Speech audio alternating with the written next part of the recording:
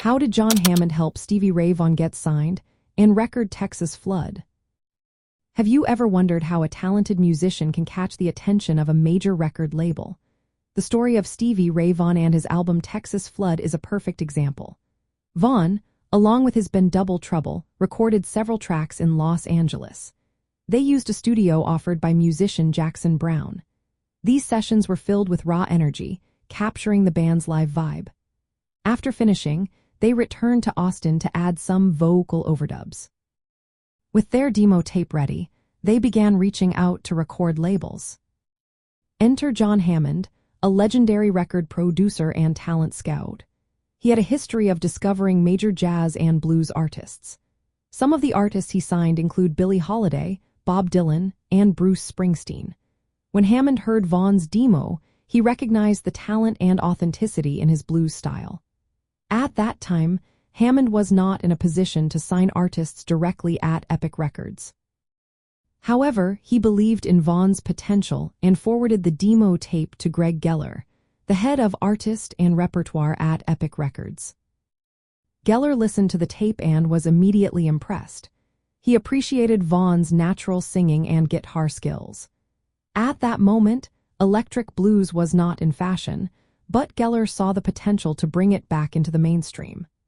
Thanks to Hammond's recommendation, Geller decided to sign Stevie Ray Vaughan and Double Trouble to Epic Records in the spring of 1983.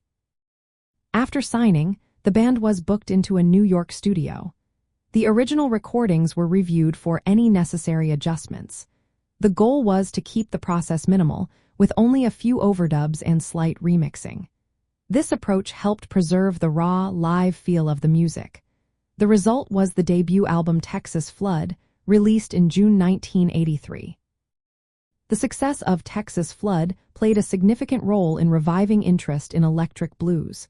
It established Stevie Ray Vaughan as a leading figure in the genre. From a jazz music perspective, Hammond's involvement is noteworthy. He had a long history of supporting jazz and blues artists.